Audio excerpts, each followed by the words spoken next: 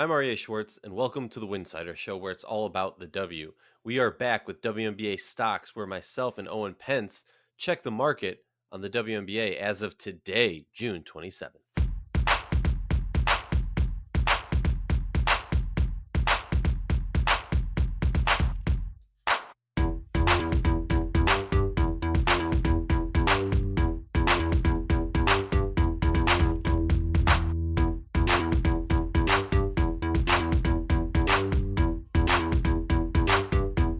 If you like our show, please consider joining our Patreon community. For less than a cup of coffee a month, you can directly show support for the hard work we do covering the W. And don't forget to see our amazing staff's written content over at winsidr.com.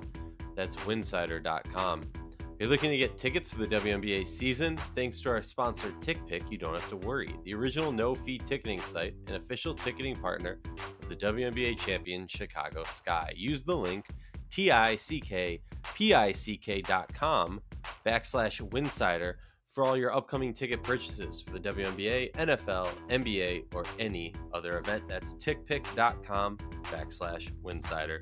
WNBA stocks, where we check the pulse on the market. Today is June 27th. I'm here with Owen Pence, and before we get into it, let me just give you guys a recap. 2 weeks ago, New York and Seattle were our up teams, and Dallas and Atlanta were our down teams. Last week, Chicago and Minnesota on the upswing, while Phoenix and Las Vegas dipped down. Owen, how you doing? And then you can just start off with your up team whenever you're ready.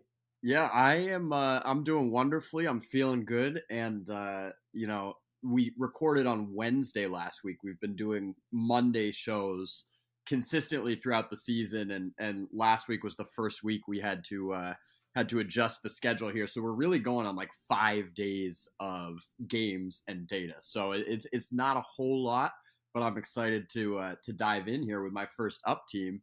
The New York Liberty, the team that I am in market for, that I am lucky enough to cover in person on a consistent basis, and a team that we talked about a couple weeks ago in a positive light, and here they are again, kind of one of those examples of when a stock rises and then continues to ascend.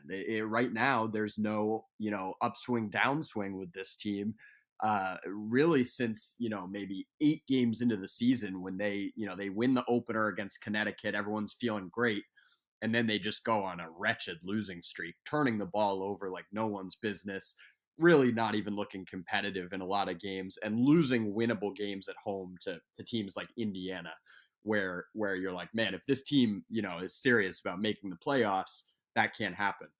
But we talked about them a couple weeks ago. They started to turn things around, and now it seems like it's more legitimate. Now it seems like, oh, this is a playoff team for sure. This is a team that's going to be kind of in that middle tier. They're not among the league's elite, but they're in that middle tier of teams where you don't want to face this team in a best of three in the playoffs. Absolutely not. I think the player that just has to be talked about, there's really no one else to talk about other than Marine Johannes. She comes in, is the latest addition to this team after playing overseas, and has completely transformed what this team is able to do and how they look on a night to night basis. I'm the stats guy, I'm the numbers guy, so I'm gonna jump right in here with some advanced statistics. This one's pretty simple: on court versus off court, right? So how does the team play and perform when Marine is on the court versus how do they perform when she's resting on the bench, or in this case at the start of the season was not present for much of the early season schedule. So when Marine has been on the court, this team's net rating is plus 9.6, which would be tied with Vegas for second in the league behind Connecticut. And when she's off the court, they're minus 9.2, which would be essentially in line with Indiana at the bottom of the league. So Marine has really taken a lot of heat off Sabrina, and shout out to Crystal Dangerfield, who I mentioned a couple weeks ago as well, who was kind of the first one to come in and really ease the nightly workload of Sabrina. Help take the ball up, just make sure she doesn't have to do all of the point guard duties. But Marine is, I mean, she's just got the pizzazz factor. It's like you just never know when, a breathtaking play is going to happen with her on the court, a behind the back pass or a no look pass. It's really the passing that transforms this team, because now you're able to utilize Sabrina off the ball. This team has a lot of shooting. Beck Allen, Sammy Whitcomb, even their bigs, Natasha Howard, Steph Dolson can knock down threes. So when you have multiple above average passers on the floor and multiple above average shooters, all of a sudden they become really difficult to stop. And their offense is still near the bottom of the league, but it's starting to rise. They're starting to score points. They had a really impressive win on Wednesday night in Connecticut, and then follow that up in Atlanta with a kind of take care of business win, one of those games that you need to win and that they were losing early in the season. The vibes are just really good on this team right now, and it finally seems like things have clicked into place because they have that true point guard who can hit threes, but more importantly, who is just making everyone look so good with her passing. Yeah, you talk about the offensive side. I'm going to talk about the defensive side, and I'm going to keep it brief and not dive into the amazing numbers like Owen. But I'll bring up a few numbers: 77, 77, and 72. The last three games in reverse. How much they've given up. Sorry, 81 to the Storm. When you're in a situation where you're keeping opponents to 77 or less, you're in a good situation, especially when you have the offensive firepower like you talked about. So for me, it's much more about the defense. I mean, I think when, you know, players are going to go on streaks where they're not hitting their shots, we see that throughout with a variety of players at all levels. But the key to good teams is defense in my mind.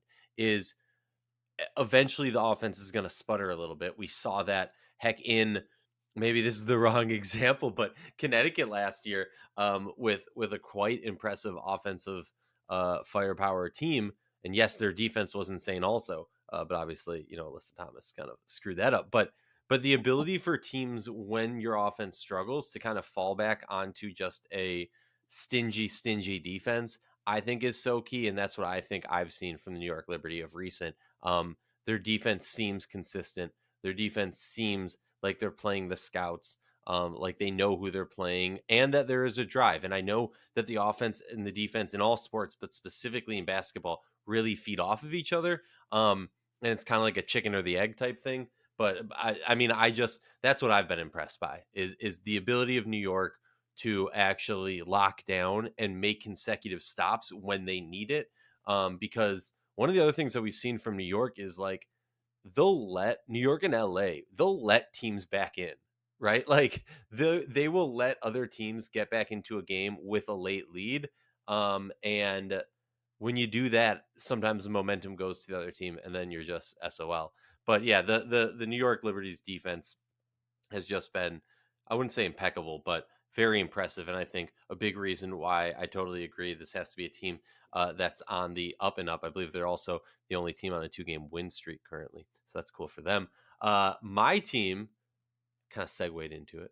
LA Sparks. The way Neka Gumake has been playing of recent is just ridiculous. I Ridiculous. mean, we know she's an MVP. We know she's a top player in this league.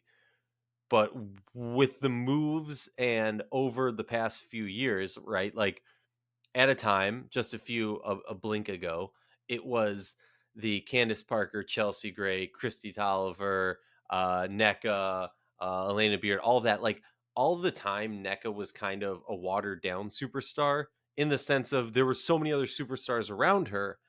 She wasn't getting the full spotlight. Um, it's like being a solo act versus being in a band. She was definitely in a band. And as we've seen this team kind of shift in the Derek Fisher era and now in the post Derek Fisher era, I think one of the interesting things was more than ever, she has like just put her foot down and said, no, I'm the superstar of this team. You look at this team and what they did, what the LA Sparks did over the offseason, bringing in Liz Cambage, Kennedy Carter, Katie Lou, a variety of other players through the draft and different moves, Canada, that I don't think anybody expected. I mean, like, expected isn't the right word, Owen, but like nobody sat here and went like Neka Gumake is going to far above be like the player of this team. And maybe I'm like misrepresenting it, but just the way that she has played of recent has just been ridiculous. MVP level play from her. Obviously, she's not on a top team, so it's not realistic. But I just think now that Fred is here and the D-Fish days are done, I think this team is moving up. We've seen some stumbles on the way. This isn't me saying they're a contender. This isn't me saying, you know, they're going to be swinging for the playoffs and they're a guarantee shoe-in playoff team, blah, blah, blah. I think we're still in the situation I said from the beginning of the year, which is this team at its best could be very, very dangerous and a contender. But if it's not that, it's really going to sputter and it's going to look really bad. The Sparks they did win 2 of their last 3 games, tight one against the Mystics, a loss to Chicago, which was just a blowout, which is a completely fair reason for a lot of people to maybe push back on putting them on the up. But then an 85-77 win on Saturday against the Storm. I just think that we're seeing this team kind of move past the negative press that we've seen throughout this whole season, and they're headed in the right direction. 100%. I think you touched on most of what I wanted to mention in regard to the Sparks. I mean, with NECA, it's ridiculous. The consistency to me is the most staggering thing. It's like when we talk about consistency, I feel like generally we think about someone who's just very solid, like just a good rotation player. They're consistent night in, night out. A Shea Petty is a great example of just one of the most consistent, great performers in this league. But what NECA does year in and year out is play at an MVP level consistently. And that's why I think her and Sil, we need to give them their flowers while they're still in this league and still playing, because I think it just becomes expected. It becomes commonplace to just be like, oh yeah, they're going to, just be themselves. And the fact that they're doing this into their 30s and still playing at MVP levels is absurd. I mean, when it comes to NECA this year, she's third in PER. That's player efficiency rating. It's kind of an all-encompassing advanced stat. The top 2 in that stat right now are Stewie and Asia. And then you've got Neka Gumake, who just consistently does everything well on the basketball court. It just can't be said enough, can't be overstated. So that was really the main thing I wanted to mention. And then, like you said, I mean, the stock has to go up simply by virtue of the fact that the Derek Fisher era is in the rear view. Is a really perplexing handful of years for this organization, kind of tying all of their equity, if you will, into Derek Fisher as both a coach and as a general manager, and deciding to really move forward with him at the expense of the greatest, or one of the top 2, we'll say Candace and Lisa Leslie, the top 2 Sparks of all time. They let her go. They let her walk. I mean, she should have been a career Los Angeles Spark. They botched that. They decided to go with Derek Fisher over Penny Toller. I mean, there's just they really set themselves back by about 4 or 5 years by hitching their wagon to someone who really didn't show any signs of competency at his job. I mean, sure, I don't want to paint him as this complete disaster, because I mean, he was, but he was. Let's just be real. He was. There were good things. He's smart, but ultimately, it was a disaster. And so to just be done with that era, the stock goes up, automatically. I still have questions about Fred and whether, he's going to be hired full time after this season, whether they're going to go in a different direction. I think that the main question right now with this team, now that the Fisher situation has been resolved, is Kennedy Carter. And I think first and foremost, I just want to say I hope she's doing okay. I hope her mental health is okay. She's been posting a little bit on Instagram, and it just seems like yet another frustrating season and situation for her. From a basketball perspective, I don't quite understand, not playing her at all. Like in that Chicago game, right? They're just getting absolutely cooked on both ends.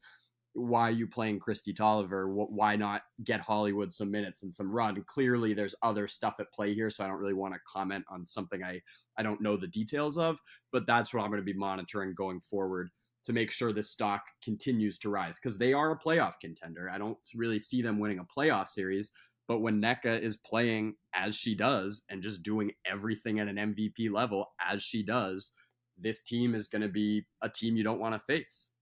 The fans love points, right? How many points is this player doing? How many? I just want to throw out. This isn't like I'm not going to break it down so eloquently as you would, but Nneka Ogwumike has one game this whole season where she did not score 12 or more points, and that was against Las Vegas, where she shot 3 from 8. It was her worst game of the season by far, just 6 rebounds, 1 assist, fine.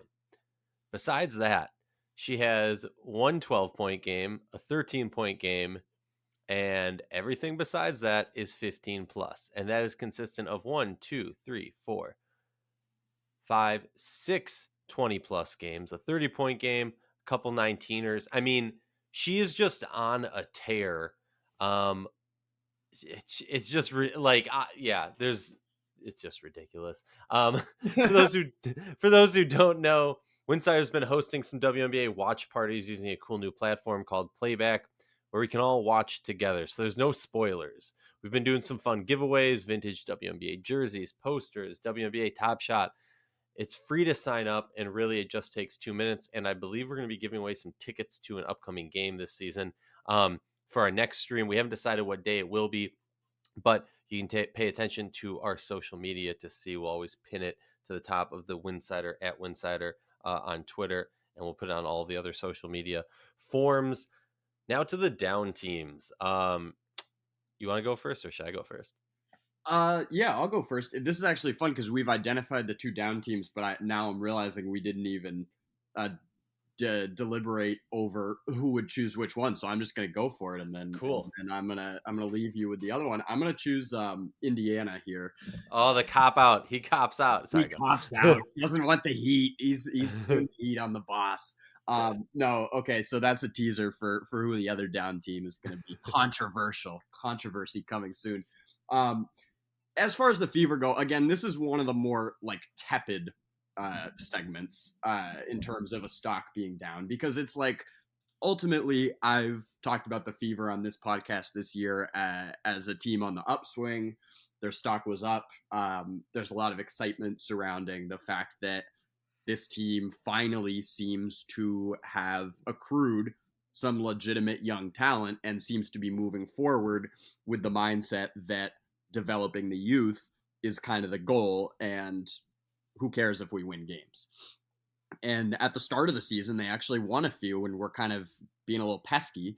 And honestly, that's continued. Indiana only played once since we last recorded, and they got blown out by Dallas. But if you go back to the game before that, I believe it was like last weekend, 9 days or so ago, they beat Chicago by 2. And Alyssa Smith, who is ultimately the most important player on this roster right now, you could make a case it's Kelsey Mitchell.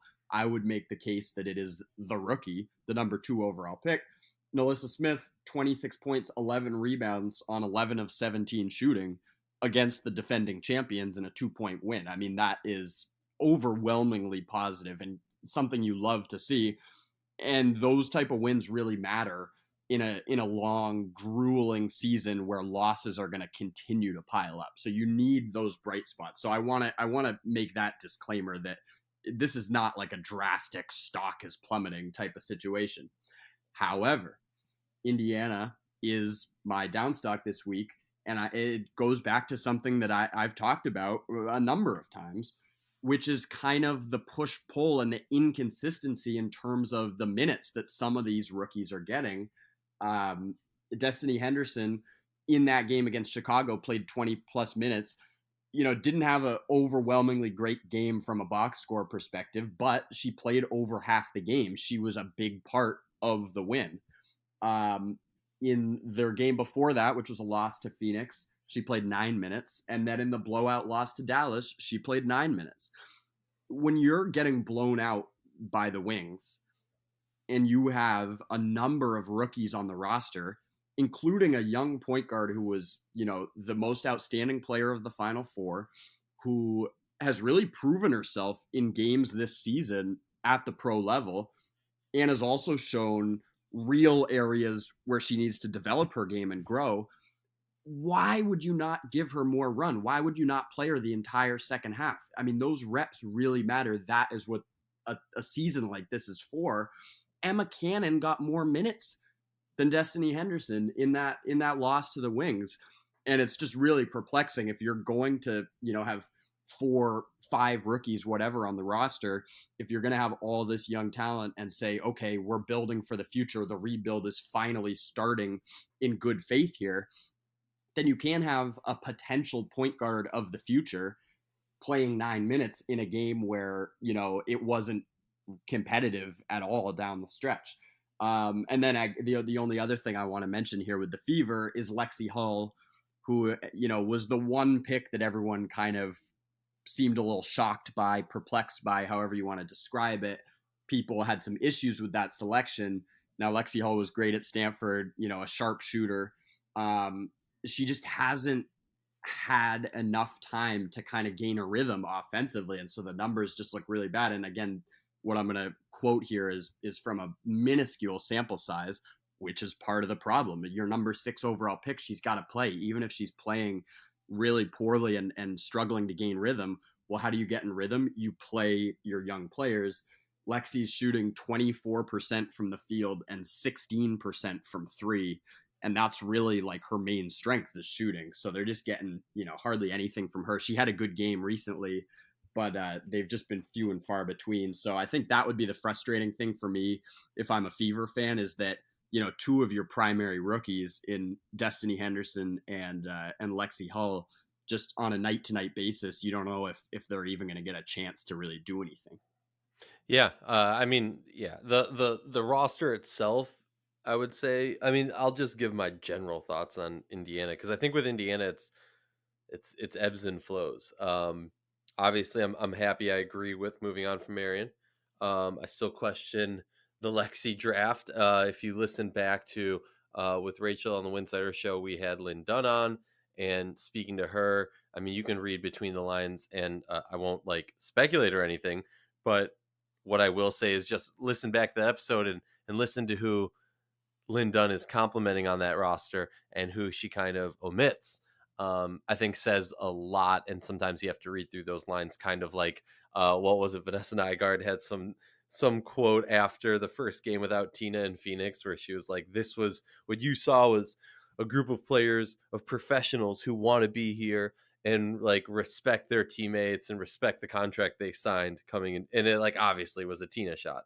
In general, I just think that the Indiana Fever are kind of doggy paddling right now, in a sense. Like, okay, we're no longer sinking. The boat has been destroyed. We're no longer sinking. But where do we go from here? Is kind of, or maybe not doggy paddling is not the right. Maybe like the rudder's broken. Um, but they have a beautiful ship because I agree with you. They finally have a legitimate source of talent, a legitimate roster of players who to grow through. I mean, look at the obviously a little different, but look at the Dallas Wings of a few years ago when they got that crazy haul, and it's no pun intended. And just pushing the growth of these players is going to be the key to their success. That's where Indiana is. I feel like. I mean, I don't think Knox is the solution. I think it's okay. Let's get through this season. Let's use this kind of as like an elongated training camp to see fully what we have from these young players, who to keep, who to drop, and enjoy the offseason, Indiana Fever fans, because it's going to be a wild one. There's going to be a lot of moves, I would have to think, because I think they have enough of a core that they can start to think to bring in some vets, good vets, and build around them. Obviously, they have some contractual issues with some other vets who are currently on roster, but not here nor there. My down team, I'm curious to see what stat Owen's gonna bring up with this one, is the Seattle Storm. And maybe it's just the simplicity of the eye test throughout the whole season. Maybe it's that we just haven't seen them just blow through teams. It's pretty ridiculous to sit here for a team. I guess it's only been 2 games since we did our last podcast. And they won one against the Mystics and they lost one against the Sparks. The Seattle Storm just have not looked impressive. It's of recent, it's been a lack of offense, a lack of defense. And it's kind of like a pick your poison type situation where, and not in the good way that we're used to speaking about with the Storm. It just looks like they've lost their pizzazz. It looks like they've lost that second gear that other teams just don't have. That we've seen a lot from Vegas in this season. A few things that I really want to bring up before I let Owen and we can discuss the whole Tina Charles thing is just Jewel Lloyd shooting 14 of 49 over the past 4 games, and that's concerning for me because Jewel, like when I looked at this team, we knew Sue Bird was on the downswing of her career. We knew that there was going to be holes because Ezzy isn't, fully grown, hasn't reached her full potential, isn't in, the peak of her career, and they need somebody to pair next to Brianna Stewart. And they haven't found that person yet. And obviously that's where Tina comes in. They lost the defense, what's the term, 3-and-D with Alicia Clark. And we've seen them kind of patchwork this together. And I'm a huge Mercedes Russell fan, and I'm a huge fan of a lot of Gabby Williams. But they're almost trying to fit them in to situations that they're not ideal for. And when you're doing that, you need your superstars to kind of fill the gaps, fill in the leaks. And that's where I expect Stewie and Jewel to really step up. And Jewel, from a offensive production standpoint, just has not looked at. Now, that to be said, I mean, of the last 4 games, 71 is their low. They score 80 2 times, they score 70s 2 times. So clearly there's a flux. But like we were talking about before earlier, like if you don't have with New York, like if you don't have the offense, then the defense becomes that much more important. If you don't have the defense, then the offense becomes that much more important. And it just seems like they just can't get everything going together. Owen? Yep, you nailed it. I mean, I'll jump right in with my usual statistical segment here. Just the basics. They're fifth in net rating overall. Well below the kind of elite tier, which is Connecticut, Vegas, and then Chicago. Washington's fourth, but ninth in offense and third in defense. So this team is really stout, kind of as we expected them to be on the defensive end. Obviously Sue is a person you have to hide on defense at this point in her career. But Jewel, Gabby, Stewie, Ezzy, especially, are all really exceptional defenders. And Ezzy is someone who, has taken a massive leap, and I think is January too. And January too. Yeah, thank you for not letting me omit her, who is one of the great defenders that this league has seen on the perimeter.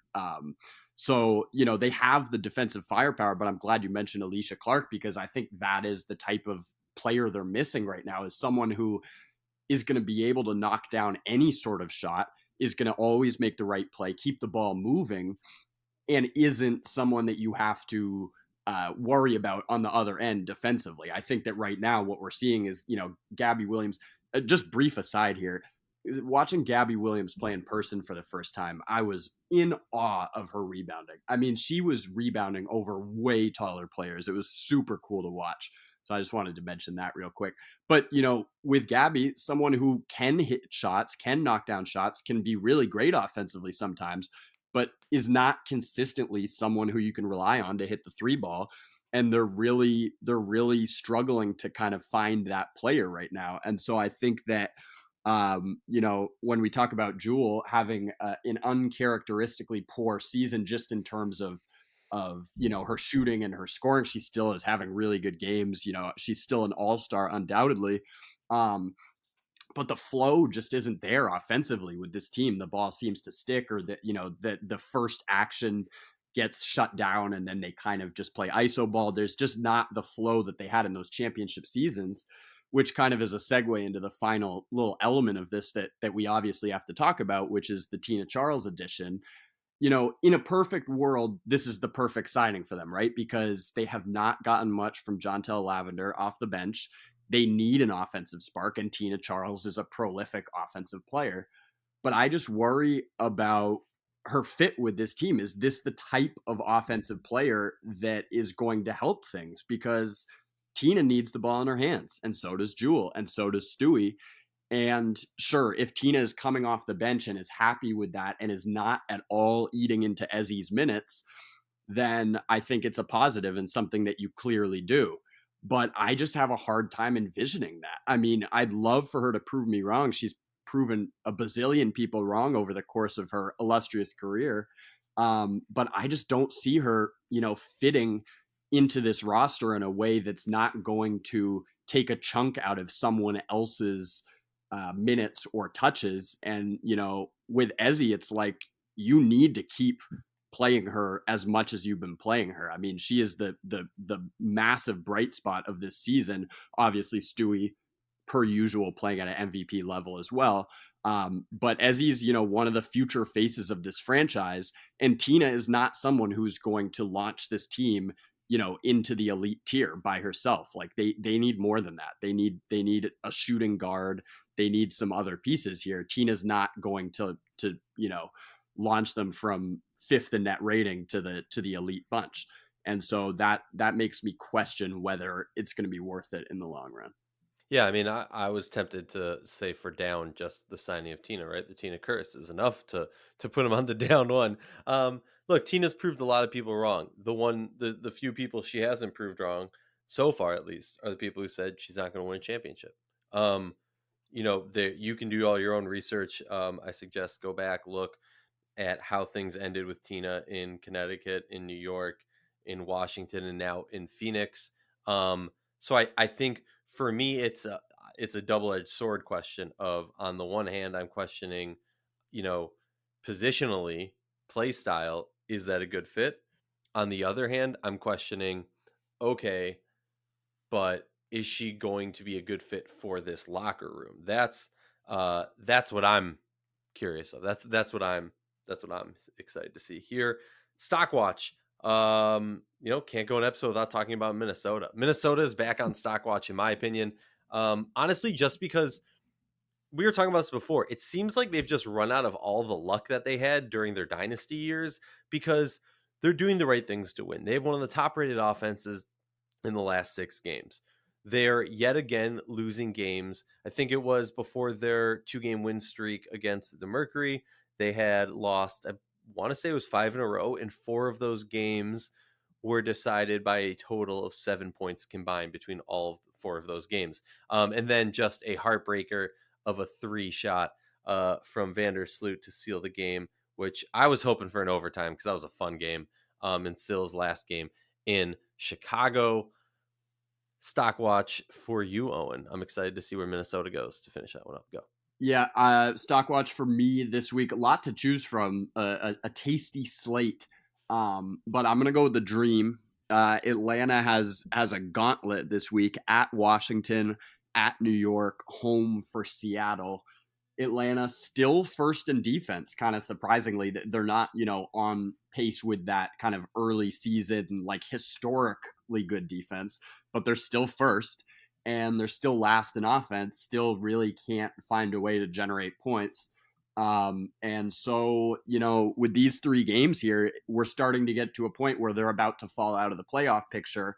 You've got LA, you've got Phoenix, even Minnesota still, has an outside chance at sliding into that final playoff spot.